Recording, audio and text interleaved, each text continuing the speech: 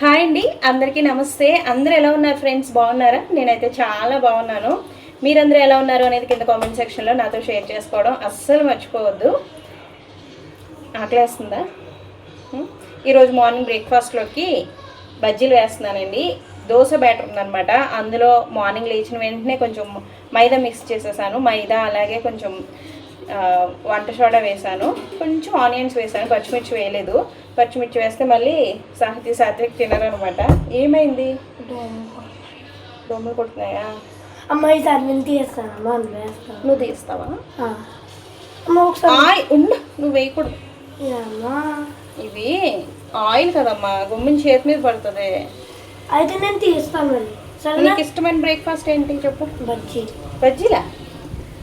ఇంకా పూరి కదా? మారిపోతుంది. పూరీలు పాస్తా కదరా? అందులో ఇష్టం. మరి అన్నీ ఇష్టమేనా? ఉప్మా ఇష్టం. ఉప్మా ఇష్టం లేదు అమ్మా. ఉప్మా తినాలి, అన్నీ తినాలి. ఉండు తీయకు, అప్పుడే కాదు. అప్పుడే తీయట్లేదు, ఏక తీయాలి కదా, తెలుసు నాకు. ఇది సండే బ్లాగ్ అండి. మా ఇంట్లో సండే అయినా మండే అయినా హాలిడే అయినా స్కూల్ ఉన్నా సరే ఎప్పుడూ ఒకటే టైంకి టిఫిన్ అయితే రెడీగా ఉండాలండి. మెయిన్ ఏంటంటే మా సాత్విక్ కోసం. సాత్విక్ నిద్ర లేచాడు అంటే ఇంకా బ్రష్ చేసిన వెంటనే బ్రేక్ఫాస్ట్ ఇచ్చేయాలన్నమాట. ఇంకా నేను చాలా వీడియోస్లో చెప్తా ఉంటాను కదండి, సాత్విక్ ఇద్దరు ఎప్పుడూ ఒకటే టైంకి నిద్ర లేస్తారండి. స్కూల్ ఉన్నా లేకపోయినా ఒకటే టైం అనమాట. 6-6:30 ఆ టైంకే నిద్ర లేస్తారు. ఎప్పుడు ఒకటే టైంకి నిద్ర లేవడం అనేది చాలా మంచి అలవాటు అండి. కానీ నాకు ఒక్కొక్కసారి సండే టైంలో కొంచెం ఎక్కువసేపు పడుకోవాలనిపిస్తుంది. ఇంకా ఈరోజు స్కూల్ లేదు కదా, అర్జున్ కూడా ఆఫీస్కి వెళ్ళరు, లంచ్ బాక్స్ పెట్టక్కర్లేదు, పిల్లలకి స్కూల్ బాక్స్ పెట్టక్కర్లేదు కదా అని నా మైండ్ ఇంకొంతసేపు పడుకో అని నన్ను ఫోర్స్ చేస్తూ ఉంటుంది అనమాట. బట్ నా పిల్లలు మాత్రం పడుకోనివ్వరండి. అమ్మ ఆకలి వేస్తుంది లేవమ్మా అని లేపేస్తూ ఉంటారు.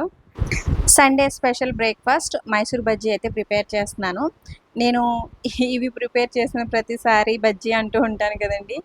కొంతమందికి కామెంట్స్ పెడతా ఉంటారు, అది బజ్జీ కాదు లక్ష్మి, బోండా అని. మైసూర్ బజ్జీ లేదంటే బోండా ఏదైనా అనుకోవచ్చండి. మేము ఎక్కువగా మైసూర్ బజ్జీ అంటామన్నమాట. సో మైసూర్ బోండా అని కూడా అంటారులేండి. ఇంకిక్కడ నేను దోశ పిండి కానీ ఇడ్లీ పిండి కానీ ఉంటే మాత్రమే అందులో కొంచెం మైదా మిక్స్ చేసేసి ఇట్లా మైసూర్ బోండా ప్రిపేర్ చేస్తూ ఉంటానండి. ప్లెయిన్ మైదా పిండితో అయితే చాలా తక్కువ అనమాట. ప్లెయిన్ మైదా పిండి వేసి చేయడం అనేది చాలా తక్కువ. దోశ బ్యాటర్లో మనం కొంచెం మైదా, అలాగే కొంచెం వంట సోడా, జీలకర్ర, ఆనియన్స్, అలాగే కొంచెం పిండి గట్టిగా ఉంటే కనుక పెరుగు వేయాలి. ఇప్పుడు నేను పెరుగు వేసి కలిపానండి, కొంచెం పెరుగు వేసి అలా వేసుకుంటే చాలా బాగుంటాయి. ఇడ్లీ పిండితో కంటే కూడా మనకి దోశ బ్యాటర్తో ఈ మైసూర్ బోండా చాలా బాగా వస్తాయండి. పైన క్రిస్పీగా లోపల సాఫ్ట్గా చాలా బాగుంటాయి. టేస్ట్ కూడా నాకు ఎందుకో నచ్చుతాయి అన్నమాట ఇడ్లీ బ్యాటర్తో కంటే కూడా. సో దోశ బ్యాటర్తో వేస్తే కనుక నాకు చాలా ఇష్టం. సో ఈరోజు అలాగే వేసాను అనమాట. అసలు ఎంత బాగున్నాయో అండి, చాలా బాగున్నాయి. తినే కొద్దీ తినాలనిపించింది. ఇంకా ముందు రోజు నేను దోశల్లోకి సాంబార్ ప్రిపేర్ చేశాను కదా, ఆ సాంబార్ ఉంది. చక్కగా మా పిల్లలు ఆ సాంబార్ వేసేసుకుని పల్లీ చట్నీ కూడా ప్రిపేర్ చేశాను. సో ఆ చట్నీతో హ్యాపీగా ఎంజాయ్ చేస్తూ తిన్నారనమాట. ఇంకా స్కూల్ హాలిడే అయితే బ్రేక్ఫాస్ట్ కొంచెం రిలాక్స్డ్గా తింటాకు ఉంటుంది కదండి వాళ్ళకి. సో అందుకనే సండే టైంలో వాళ్ళనే అడుగుతానమాట. ఈరోజు అంటే నెక్స్ట్ డే ఏం బ్రేక్ఫాస్ట్ ప్రిపేర్ చేయాలి అని వాళ్ళనే అడుగుతూ ఉంటాను. ఈ పిండి నేను మార్నింగే మిక్స్ చేసుకున్నానండి. మార్నింగ్ లేచిన వెంటనే కలిపి ఒక 1 అవర్ పక్కన పెట్టేశాను అనమాట. చాలామంది ముందు రోజు నైటే కలిపేసుకుంటారు కదండి. ఇడ్లీ బ్యాటర్ కానీ దోశ బ్యాటర్ ఉంటే ముందు రోజు నైటే అందులో మైదా వేసి కలిపేసి పెట్టేసుకుంటారు. అలా అయితే నాకెందుకో ఆయిల్ బాగా పీల్చేస్తాయి అనిపిస్తుందండి. అనిపించడం కాదు, నిజంగానే ముందు రోజు నానబెట్టుకుంటే ఆయిల్ ఎక్కువగా పీల్చేసుకుంటాయి అన్నమాట ఇవి. అదే మనం మార్నింగే కలుపుకుని వేసుకుంటే కనుక అంతగా ఆయిల్ ఏమి పీల్చుకోవు, టేస్ట్ కూడా బాగుంటాయి అనిపిస్తుంది నాకు. సో అందుకని ఎప్పుడు కూడా నేను ముందు రోజు నైట్ అయితే మిక్స్ చేసి పెట్టుకోనండి. అంటే నేను ఇది ప్రిపేర్ చేసే ముందు ఒక 1 అవర్ ముందే కలుపుకుని ఒక 1 అవర్ వదిలేసిన తర్వాత వేస్తాను అనమాట. సో ఇలా కూడా చాలా బాగా వస్తాయి. ఇంకిక్కడ అందరం కూర్చుని బ్రేక్‌ఫాస్ట్ అయితే చేస్తున్నాం. సండే ఒక్క రోజేనండి నలుగురం కూర్చుని బ్రేక్‌ఫాస్ట్, లంచ్, డిన్నర్ చేస్తాము. మిగిలిన రోజుల్లో ఏంటంటే ఇంక పిల్లలకి స్కూల్ ఉంటుంది గాబట్టి వాళ్ళిద్దరూ మార్నింగ్ ఎగ్ తినేసి, జావ తాగేసి వెళ్ళిపోతారు. బ్రేక్‌ఫాస్ట్ బాక్స్‌లో పెట్టేస్తాను కదండీ! ఇంక పిల్లలు వెళ్ళిపోయిన తర్వాత అర్జున్ కూడా బ్రేక్‌ఫాస్ట్ చేసి వెళ్ళిపోతారు. అండ్ వాళ్ళు అంటే పిల్లలు స్కూల్‌కి వెళ్ళిపోయిన తర్వాత, అర్జున్ కూడా ఆఫీస్‌కి వెళ్ళిపోయిన తర్వాత నేను ఇంట్లో కొన్ని పనులు అవన్నీ కూడా కంప్లీట్ చేసేసుకొని నేను బ్రేక్‌ఫాస్ట్ చేసేసరికి 10, 10:30 ఆ టైం అవుతుందనమాట ప్రతిరోజు అయితే. ఇంకా సండే అంటే ఇంక అందరం నలుగురం కూర్చొని ఇట్లా కబుర్లు చెప్పుకుంటూ బ్రేక్‌ఫాస్ట్, లంచు ఇవన్నీ కూడా చేస్తామనమాట. ఇంకా సాంబార్‌లోకి ఈ సాంబార్, ఈ బోండా కాంబినేషన్ అయితే చాలా చాలా బావుందండి. కర్ణాటక సైడు, తమిళనాడు సైడు ఇట్లా తింటారు. అంటే గారెల్లో గానీ, ఈ బోండాల్లో వేటిల్లోకైనా సరే మనకి సాంబార్ అనేది ఉంటుందనమాట. మన ఆంధ్రాలో అయితే ఇవ్వరు గానీ, కొన్ని ప్లేసెస్‌లో బోండా కాంబినేషన్ సాంబార్ కూడా ఇస్తారు. సో, అలా తిన్నామనమాట ఈరోజు. మా పిల్లలకి కూడా బా నచ్చిందండి. ఫస్ట్ టైమ్ తింటున్నారు వాళ్ళు ఈ బోండాతో పాటుగా సాంబారు. సో, వాళ్ళు కూడా చాలా ఇష్టంగా అయితే తిన్నారు. నిజంగా చాలా టేస్టీగా ఉంది. ఇంకిక్కడ సాహితీ, సాత్విక్ ఇద్దరు బ్రేక్‌ఫాస్ట్ అయిపోయిన వెంటనే కింద పార్క్‌లోకైతే వెళ్ళిపోతున్నారండి. మార్నింగ్ నుంచి వాళ్ళ ఫ్రెండ్స్ కింద బెల్ కొడుతున్నారనమాట కిందకి రమ్మని. ఇంకా సండే కదండీ! సండే అంటే పిల్లలందరూ ఇంకా ఫ్రీగా ఉంటారు కాబట్టి మార్నింగ్ నుంచి ఆటలైతే మొదలుపెట్టేస్తారండి. ఇంకా కాలనీ మొత్తం ఈవినింగ్ వరకు కొంచెం సండే అంటే కొంచెం హడావిడిగా, కొంచెం సందడిగా ఉంటదనమాట. పిల్లలందరూ ఇంటి దగ్గరే ఉంటారు కాబట్టి మార్నింగ్ నుంచే ఆటలు, అల్లరి స్టార్ట్ చేసేస్తారు. ఇప్పుడు సాహితీ, సాత్విక్ ఇద్దరు కిందకి వెళ్ళిపోతున్నారు కదండీ! మళ్ళీ నేను పిలిచే వరకు పైకి రారనమాట. ఇంక 12:30, 1 అంటే లంచ్ టైంకి మళ్ళీ పైకొస్తారనమాట. ఇంక బ్రేక్‌ఫాస్ట్ అయిపోయిన తర్వాత వేడి వేడిగా ఒక కాఫీ అయితే తాగుతున్నాను. ఆయిల్ ఫుడ్ తిన్న తర్వాత కంపల్సరీ కాఫీ గానీ, టీ గానీ తాగితేనే నాకెందుకో అది డైజెస్ట్ అవుతుందని అనిపిస్తదండి. ఆయిల్ ఫుడ్ తిన్న తర్వాత కంపల్సరీ టీ, కాఫీలు తాగుతాను. అయినా సండే అంటే ఇంకా మార్నింగ్ టైమ్‌లో టీ గానీ, కాఫీ గానీ కంపల్సరీ పడాల్సిందే. నార్మల్ డేస్‌లో టీ, కాఫీ లేకపోయినా పర్వాలేదు. గ్రీన్ టీ తాగుతున్నాం ఈ మధ్య. సో, ప్రతిరోజు గ్రీన్ టీ తాగుతున్నాను. ఇంక ఈరోజైతే సో, మంచిగా కొంచెం స్ట్రాంగ్‌గా కాఫీ అయితే మిక్స్ చేసుకున్నాను.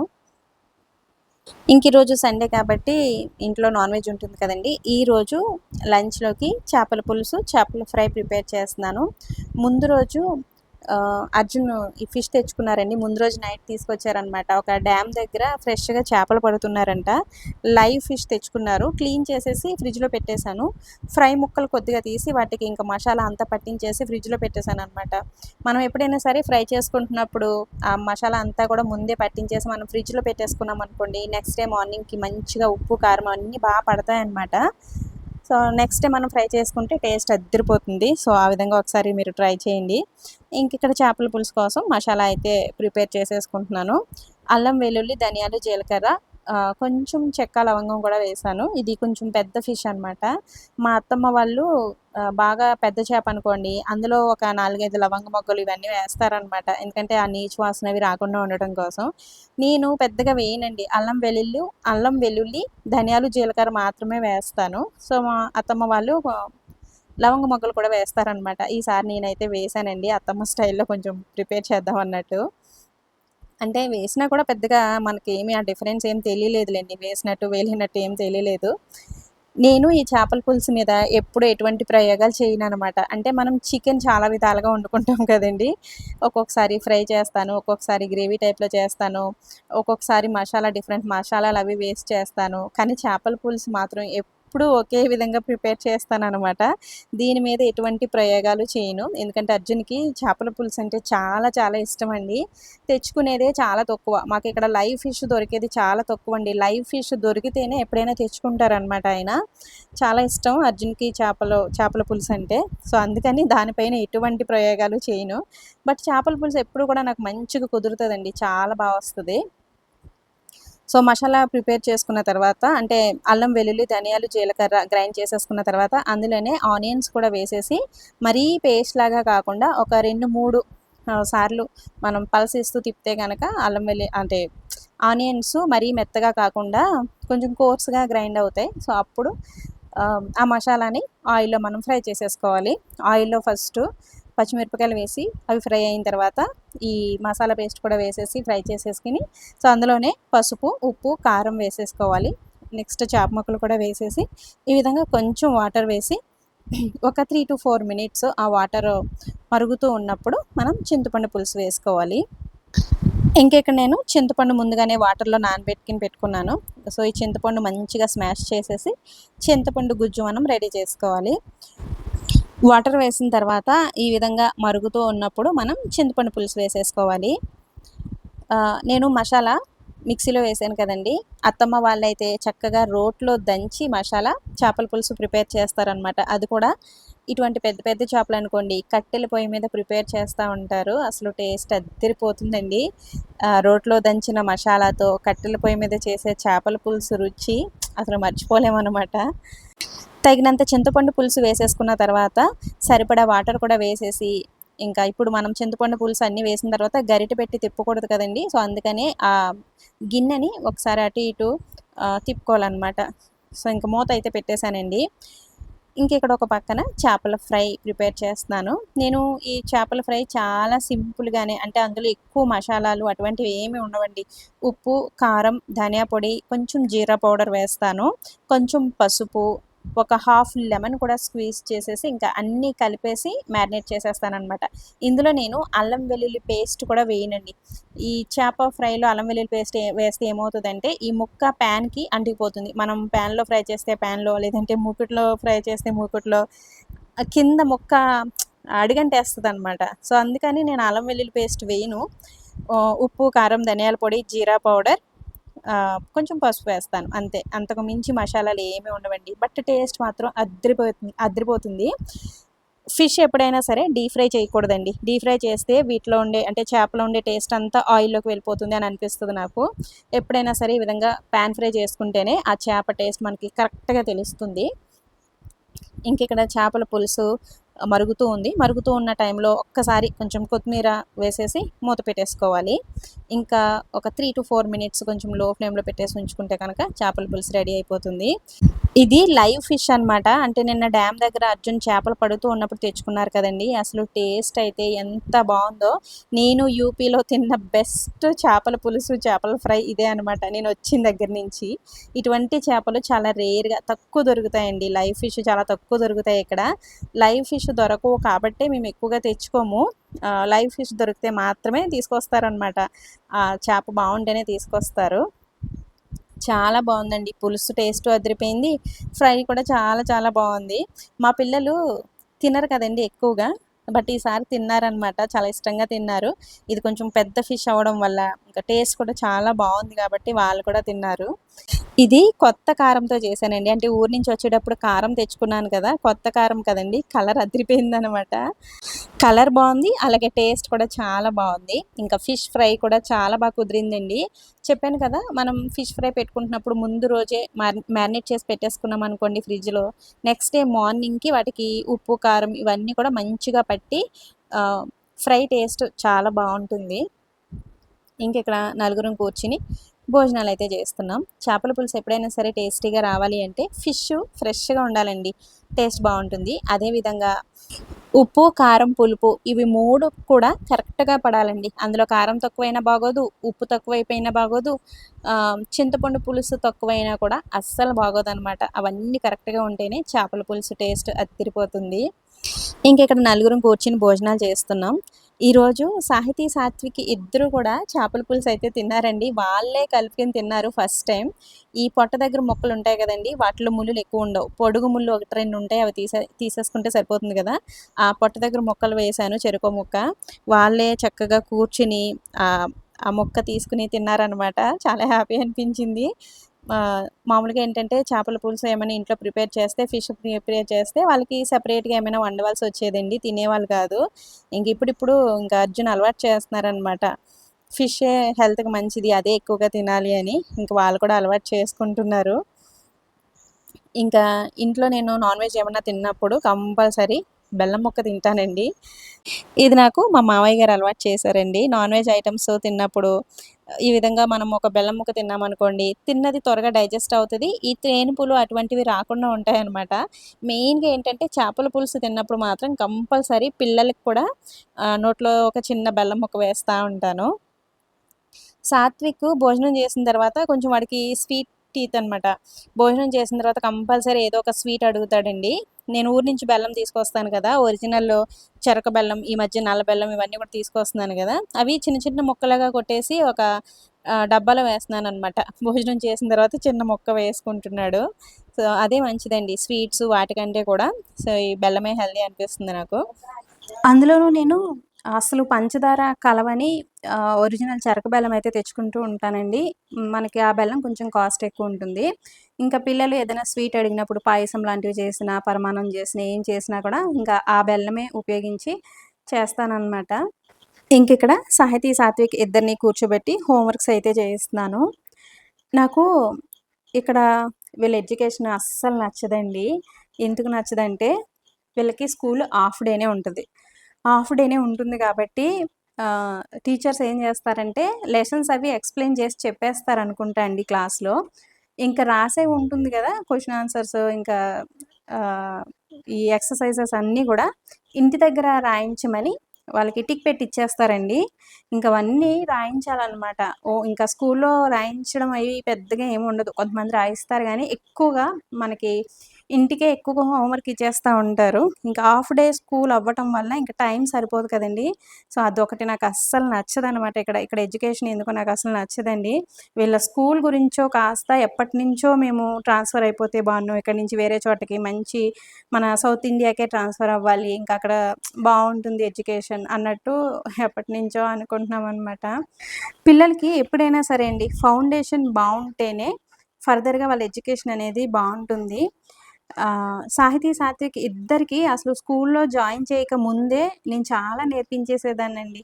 ఆహ్, ఏబీసీడీలు, 1, 2, 3లు అలాగే యానిమల్స్, వాటి babies, animals names, fruit names ఇవన్నీ గూడా నేను స్కూల్‌కి పంపించక ముందే వీళ్ళకి నేర్పించాను. ఇంకా స్కూల్‌లో జాయిన్ అయిన తర్వాత ఇక్కడ ఎల్‌కేజీ నుంచి చదువుతున్నారు కదండీ! సాహితీ, సాత్విక్ ఇద్దరు. ఇంకా వాళ్ళ స్కూల్‌లో హాఫ్ డే అవ్వడం వల్ల ఇంక చిన్న పిల్లలనుకోండి ఎల్‌కేజీ, యూకేజీ పిల్లలనైతే 2, 3 అవర్స్‌లోనే పంపించేస్తారు ఇంటికి. ఒక 2 అవర్స్ అంతే ఉంటుంది. ఆ టైంలో అలా ఉండేదనమాట. ఇంక వాళ్ళకి ఏం చెప్తారు చెప్పండి? ఒక 2, 3 అవర్స్‌లో వాళ్ళు ఏం చెప్పేయగలరు పిల్లలకి? ఆహ్, సరైన ఫౌండేషన్ లేదు అని అనిపిస్తా ఉంటదనమాట ఇప్పటికి గూడా నాకు. ఇంకా నేను ఇంటి దగ్గర ఇద్దరిని కూర్చోబెట్టి శ్రద్ధగా చదివిస్తాను గాబట్టి సాహితీ, సాత్విక్ ఇద్దరు ఈ మాత్రమైనా చదువుతున్నారు. అసలు ఇంటి దగ్గర పట్టించుకోలేని పేరెంట్స్ అయితే గనక అసలు పిల్లలకి చదివే అబ్బదేమో ఇక్కడ పిల్లలకి అని అనిపిస్తా ఉంటదండి నాకు. నాకు ఇక్కడ ఎడ్యుకేషన్ సిస్టమ్ ఇదంతా కూడా పెద్దగా నచ్చదనమాట. వీళ్ళు పెట్టే ఈ 4, 5 అవర్స్ స్కూలు ఏం చెప్పేస్తారో అని అనిపిస్తా ఉంటది. కానీ చాలామంది అంటారండి, ఈ ఎడ్యుకేషన్ సిస్టమే మంచిది. పిల్లలకి స్ట్రెస్ ఫ్రీ ఎడ్యుకేషన్ మార్నింగ్ నుంచి ఈవినింగ్ వరకు స్కూలు, స్కూలు అని ఎక్కువ స్ట్రెస్ పెట్టకుండా ఆహ్, ఇదొక మంచి ఎడ్యుకేషన్ అని అంటూ ఉంటారు. మంచిదే. బట్ మంచి స్కూల్‌లో అయితే జాయిన్ చేయాలండి. మేమేంటంటే మా ఇంటికి దగ్గరలో ఆహ్, స్కూల్ అయితే జాయిన్ చేసాం. ఇంక అప్పటినుంచి మార్చకుండా అదే స్కూల్‌లో ఉంచేసాం. అందులో ఎడ్యుకేషన్ బాగోకపోయినా కూడా ఇంక దగ్గరలో ఉంటుంది. త్వరగా ఫోన్ ఏమన్నా వచ్చినా కూడా తొందరగా వెళ్ళొచ్చు. వాకబుల్ డిస్టెన్సే అన్నట్టు మా ఇంటికి దగ్గరలో ఉన్న స్కూల్‌లోనే జాయిన్ చేశామండి. ఇంక అప్పటినుంచి మార్చలేదనమాట. ఇక్కడ కూడా ఢిల్లీ పబ్లిక్ స్కూలు, సరస్వతి విద్యానికేతన్ ఇటువంటి స్కూల్స్ చాలా మంచి మంచి స్కూల్స్ ఉన్నాయి. అయితే అవి కొంచెం దూరం వెళ్ళాలనమాట. సో, అందుకని ఇంటి దగ్గరలో ఉన్న స్కూల్స్‌లోనే జాయిన్ చేసేసాం. ఎడ్యుకేషన్ పెద్ద నచ్చదండి నాకు ఆ స్కూల్‌లో. ఎప్పుడెప్పుడు పిల్లల్ని చేంజ్ చేసేద్దామా అని చూస్తా ఉన్నాను. ఇంకా ఆఫ్టర్‌నూన్ అంటే ఈవినింగ్ టైంలో మేము బబీనా వచ్చామండి. అంటే మా ఊరు నుంచి వేరే ఊరు పక్క ఊరు వచ్చామనమాట. బబీనా మీ అందరికీ తెలుసు. నేను రెగ్యులర్‌గా వీడియోస్‌లో చూపిస్తా ఉంటాను. సాహితమ్మకి ఇయర్ రింగ్స్ చేంజ్ చేయాలి అని ఎప్పటినుంచో అనుకుంటున్నానండి. ఇయర్ రింగ్స్ చూసామనమాట. మెయిన్‌గా దానికోసమే వచ్చాము. కానీ అక్కడ పెద్దగా నాకేమీ నచ్చలేదు. చూసాననమాట. పెద్ద ఏం నచ్చలేదు. అందులోనూ ఇక్కడ మనం మాట్లాడలేమండి వీళ్ళతో. తెలిసిన వాళ్ళు ఎవరైనా ఉండాలనమాట. గోల్డ్ కొనడం అంటే మాటలు గాదు కదా! అంటే ఇప్పుడు మనం తక్కువలో గోల్డ్ తీసుకున్నా సరే గోల్డ్ కాస్ట్ ఎక్కువైంది గాబట్టి ఆహ్, తెలియకుండా తీసుకోకూడదు కదా! తెలిసిన వాళ్ళని ఎవరైనా తీసుకొచ్చి ఇంక తర్వాత ఎప్పుడైనా తీసుకుందాంలే. అయినా నాకక్కడ పెద్దగా నచ్చలేదులెండి. సో, చూసి వచ్చేసామనమాట. ఇంకా సాహితీ, సాత్విక్ ఇద్దరు బయటకొచ్చాము అంటే పానీపూరి తినాల్సిందే. ఇంక వాళ్ళిద్దరూ పానీపూరి తిన్నారు. ఇంకా బబీనాలో పార్క్ ఉంటుందండి. చాలా పెద్ద పార్క్ ఉంటదనమాట. సండే టైమ్‌లో అస్సలు ఖాళీ ఉండదు. ఈ పార్క్ ఎదురుగా సంత మార్కెట్ ఉంటుంది. ఆ సంత మార్కెట్ అయితే నేను మీకు చాలా సార్లు చూపించాను కదండీ! నాకు ఇద్దరు, ముగ్గురు రెగ్యులర్‌గా కామెంట్స్ పెడతా ఉంటారండి. లక్ష్మి మేము బబీనాలో ఉండేవాళ్ళం. ఇప్పుడు మాకు ట్రాన్స్‌ఫర్ అయ్యి వచ్చేసాము. అంటే ఈ బబీనాలో ఎక్కువగా ఆర్మీ ఫ్యామిలీస్ ఉంటారండి. మన తెలుగు వాళ్ళు చాలా మంది ఉంటారనమాట ఇక్కడ. ఇక్కడికొచ్చినప్పుడు ఈ మార్కెట్‌కి అవి వెళ్ళినప్పుడు మన తెలుగు వాళ్ళు కొంతమంది చూసి నన్ను గుర్తుపట్టి మాట్లాడుతూ ఉంటారు. మీరు మీ తెలుగు అమ్మాయి లక్ష్మి కదా అని. ఎంత హ్యాపీ అనిపిస్తుందో అండి. అలాగే కొంతమంది ఇక్కడి నుంచి ట్రాన్స్‌ఫర్ అయ్యి వెళ్ళిపోయిన వాళ్ళు కామెంట్స్ పెడతా ఉంటారనమాట. మాకు బబీనా అంటే చాలా ఇష్టం లక్ష్మి. ఆ ప్లేస్ చాలా బావుంటుంది. మళ్ళీ మీ వీడియోస్ ద్వారా మేము చూస్తున్నాము. బబీనా వెళ్ళిన ప్రతిసారి ఆ మార్కెట్, ఆ పార్కు, ఆ సిటీ అంతా కూడా మాకు చూపిస్తూ ఉండు లక్ష్మి అని అంటూ ఉంటారనమాట. ఇప్పుడు మేము మార్కెట్‌కైతే వెళ్ళలేదండి. మార్కెట్ చాలా ఫుల్ రష్ ఉందనమాట. ఫ్రూట్స్ తీసుకుందామని అనుకున్నాం గానీ, ఇంక లోపలికైతే వెళ్ళలేదు రష్‌గా ఉంది అని. సో, పిల్లలైతే పార్క్‌లో ఆడుకుంటాము అన్నారు. పార్క్‌కైతే తీసుకొచ్చాము. సాహితీ, సాత్విక్ ఇద్దరు సండే టైంలో ఎక్కువగా ఈ పార్క్‌కి తీసుకురమ్మని అడుగుతూ ఉంటారండి. ఒక 15, 20 మినిట్స్ అంటే మేముండే ఏరియా నుంచి ఒక 15, 20 మినిట్స్‌లో ఇక్కడికొచ్చేస్తాము. ఈ చాలా బావుంటుందండి ఈ పార్క్ అయితే. నేను ఫస్ట్ టైమ్ ఇక్కడికొచ్చినప్పుడు అంటే ఫస్ట్ టైమ్ యూపీ వచ్చినప్పుడు చాలా భయపడిపోయేదాన్నండి. కొత్త ఊరు, కొత్త మనుషులు, కొత్త జీవితం, మన భాష కాదు. మాతో పాటు వచ్చిన వాళ్ళు కొంతమంది మాతో పాటు ఇద్దరు, ముగ్గురు ఫ్యామిలీస్ అయితే పెట్టారండి. అయితే పిల్లలకి హిందీ రాదు. వాళ్ళు అడ్జస్ట్ అవ్వలేకపోతున్నారు అని ఆంధ్ర వెళ్ళిపోయిన వాళ్ళు కూడా ఉన్నారనమాట. సో, మాతో పాటు వచ్చిన వాళ్ళు. బట్ మేము మాత్రం ఇంకా పిల్లలకి అలవాటవుతది అన్నట్టే ధైర్యంగా అయితే ఉండిపోయానండి. నెమ్మదిగా పిల్లలు అడ్జస్ట్ అయిపోయారు. నాకు కూడా ఈ ప్రదేశం ఇవంతా కూడా బాగా అలవాటయిపోయింది. ఇప్పుడు యూపీని వదిలి వెళ్ళిపోవాలి అంటే మనసులో చాలా బాధగా ఉంటుందండి. మనం పుట్టిన ఊరిని ఎవరు మర్చిపోలేం. ఆ ప్రేమ ఎప్పటికీ అలాగే ఉంటుంది. కానీ మనం కొన్ని సంవత్సరాలు మనసు పెట్టి జీవించిన ప్రదేశం కూడా మన జ్ఞాపకాలలో ఒక ప్రత్యేక స్థానాన్ని సంపాదించుకుంటుంది కదండీ! నేను అంతకు ముందు వెళ్ళిన ప్లేసెస్‌లో కర్ణాటక అంటే చాలా ఇష్టం. సో, మెయిన్ మైసూర్ అనమాట. నాకు పెళ్ళైన స్టార్టింగ్‌లో మేము మైసూర్‌లో ఉండేవాళ్ళం అని చెప్పాను కదండీ! అసలు అక్కడ అయితే ఎన్ని మెమరీస్ ఉన్నాయో అక్కడ నాకు ఇప్పటికీ ఫ్రెండ్స్ ఉన్నారనమాట. ఫోన్‌లో మాట్లాడుతూ ఉంటారు. నాకు కర్ణాటక అంటే చాలా ఇష్టం.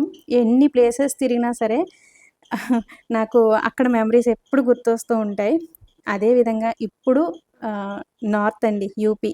నేను స్టార్టింగ్‌లో ఎంత భయపడ్డానో, ఇప్పుడు నాకు ఈ ప్లేస్ అంటే, ఈ ప్రదేశం అన్నా అంత ఇష్టమనమాట. నేను ఇక్కడి నుంచి ఎక్కడికి వెళ్ళినా కూడా నాకు ఈ యూపీలో గడిపిన క్షణాలు, నా పిల్లల బాల్యం అంతా కూడా ఇక్కడే గడిచింది కాబట్టి, నేను ఈ ప్లేస్‌ని అయితే మాత్రం ఎప్పటికీ మర్చిపోలేను. ఎక్కడికి వెళ్ళినా కూడా నాకు ఈ జ్ఞాపకాలు ఎప్పుడు తలుచుకున్నా చాలా మధురంగానే ఉంటాయి.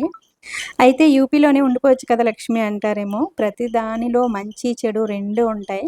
ఇక్కడ లైఫ్ స్టైల్ చాలా బావుంటుందండి. లివింగ్ కాస్ట్ తక్కువ, క్లైమేట్ చాలా బావుంటుంది. అంటే మనం ఉండడానికి చాలా బావుంటుంది. బట్ ఆల్రెడీ చెప్పాను కదండీ! పిల్లల ఎడ్యుకేషన్. ఇక్కడ కూడా మంచి మంచి స్కూల్స్ ఉన్నాయి. బట్ మాకు దగ్గరలో ఉండే స్కూల్ అయితే ఇప్పుడు ప్రెజెంట్ సాహితీ, సాత్విక్ వాళ్ళు వెళ్తున్న స్కూలు. అందులో ఎడ్యుకేషన్ అవన్నీ కూడా నాకు పెద్దగా ముందు నుంచి నచ్చలేదు. ఇంకిప్పుడైతే అస్సల నచ్చట్లేదనమాట. వీళ్ళు ఫోర్త్ క్లాస్‌లోకొచ్చిన తర్వాత మరీ ఆహ్, అసల ఏం చెప్పట్లేదు స్కూల్‌లో అన్నట్టు అనిపిస్తుందనమాట నాకు.